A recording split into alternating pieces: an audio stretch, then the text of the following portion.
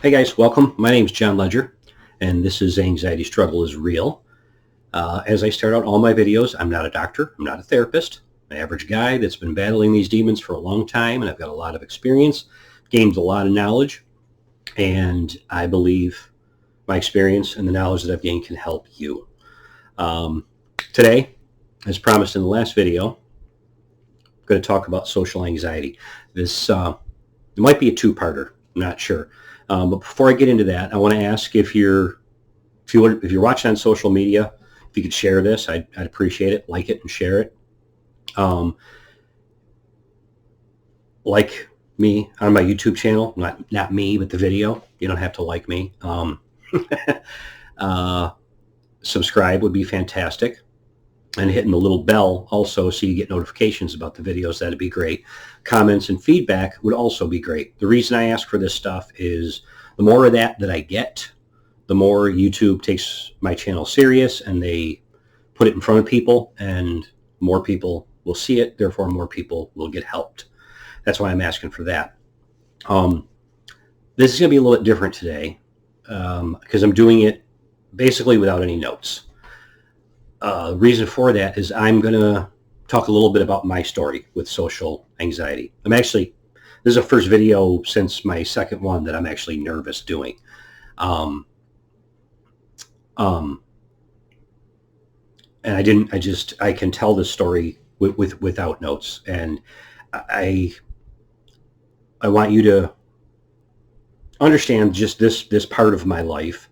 And I'm also going to talk about how I deal with the social anxiety. In my opinion, I don't know of anything out of all of the aspects of anxiety. I don't know if any of them have had a more profound effect on my life than the social anxiety. I did not always have it. I used to be in plays. I did some public speaking. I did a lot of sales in my life. Some sales where I would speak in front of groups of 10 or 20 people, and I was completely fearless. It didn't bother me. We're getting into the story part now. And when I was in my late 20s, I had been working construction since I was out of high school, construction and landscaping. And I got to be pushing 30 or 30 years old and decided it was time to make a change because my body was already starting to hurt at that point. And I thought, well, I'm going to wreck myself, so why don't I do something else? And I decided to sell real estate. Now, at this point in time, I was having panic attacks on a somewhat regular basis. It started for me when I was 28. They just kind of came out of nowhere. But anyway, that happens to a lot of people. So I was already having some panic and anxiety going on. But when I got my real estate license, I had to take a class in a room with a lot of people. I had to talk. I had to answer questions. Once I got my license, I had to get trained. Same deal. I was in training with lots of people, had to answer questions and speak and stuff. I wasn't nervous about it at all. None of it bothered me. And so I launched my real estate career when I was 30. And for 2 years, I was a realtor and I was a contractor. I had to do both because it takes a little while to build up what they call a pipeline of sales in real estate and get paid. So I was 32, 33, somewhere in there. I started selling real estate full time. And I did very well. I was making more money than I had ever made in construction. I was loving what I was doing, absolutely loving it. I started to expand out a little bit, not really in my business, but within my office. I ran a prospecting group, a telephone prospecting group, because a lot of people didn't like to talk, do that on the phone. So we had this group where we supported each other and stuff. I loved it. I loved calling people and trying to solicit business. I was fantastic. I loved knocking on doors. I loved going after business. Again, I was fearless. And so I was making some good money, and let's say I was doing well and I was having fun. I can't remember exactly how old I was. I think it was probably like 38, 37, 38 maybe 39, somewhere in there.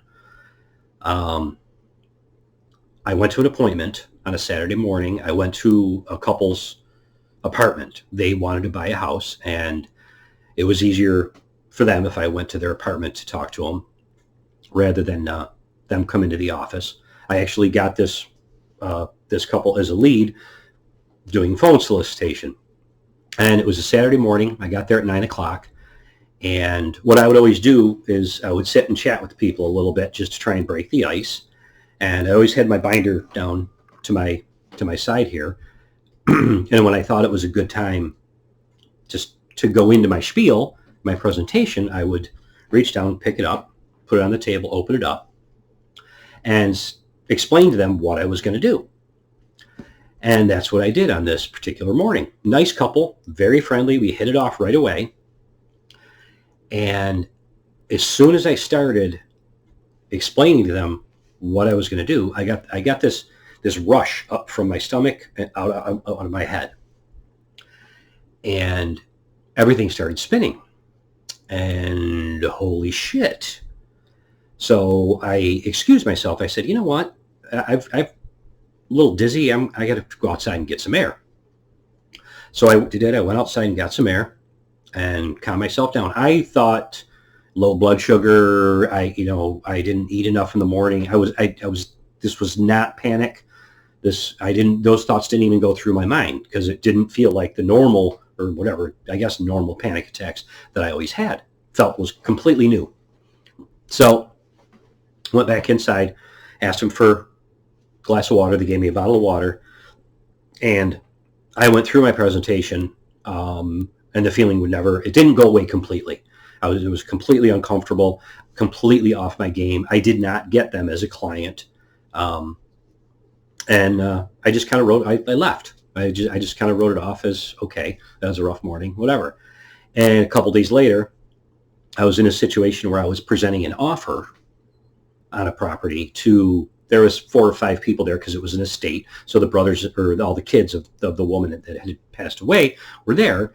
And also another agent was there, a new agent. She was new. She was the agent for the people selling the house who I knew. And my manager was there with her because this woman worked in my office. I'm just explaining this because it was a safe environment for me. Started to go through. Presenting an offer is really a very easy thing to do. You go through the contract page by page and give the important details, which are few, price and closing times and stuff like that. And the same thing happened.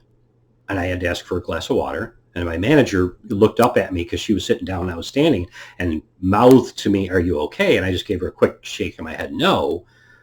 And I got through the offer and got out of there. And my buyer got the house, so that was great. And I'm like, okay, what's going on?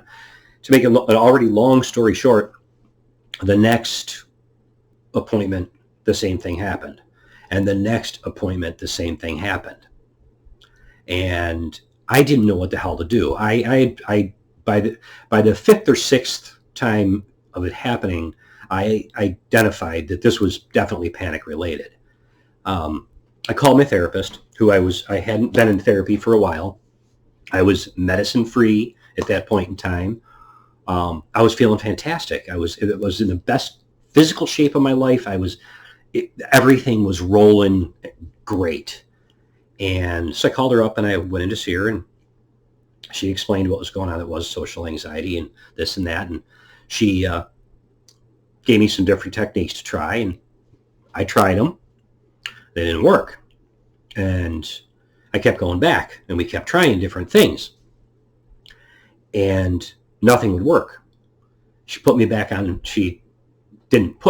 meds. She suggested that I go back on meds, which I did. I took a small dose of a medicine that's supposed to calm me down. Didn't touch it. So at that point, I kept going.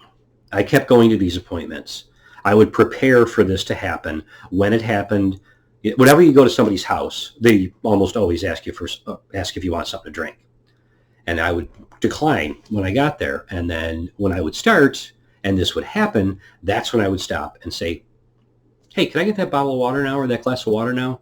And that time from when they got me the water until I drank some of it, I would at least calm down enough so I could get through it. But my numbers dropped because I started to push off clients and give them to other people. I couldn't objection handle my texting. All of these different things that you need to do, and not that you're pushing people to be your customer, but to overcome obstacles. I just couldn't do them anymore. But I kept going into my 40s selling real estate, but my numbers, like I said, they were way down. I had to start back in construction. That was within a year of it first starting. And this is why I'm thinking that the social anxiety has had such a profound effect on me. It kind of blew up a career that I absolutely loved. Now, while all this was going on, it also started happening in social situations. I could be sitting at a table with a group of friends talking, and I would go to tell a story, and the same thing would happen. If I was at a graduation party with family and we're in a group talking, and I start to talk, the same thing would happen. If I ran into somebody at Home Depot and I started to talk, the same thing would happen. Nightmare. How long am I at here now? I'm at 11:28. Okay, that's my story. I might add a little bit more to it, but I'm going to leave the video at that because people really have a problem watching long videos. Thanks for watching. I will get into more of this in part 2.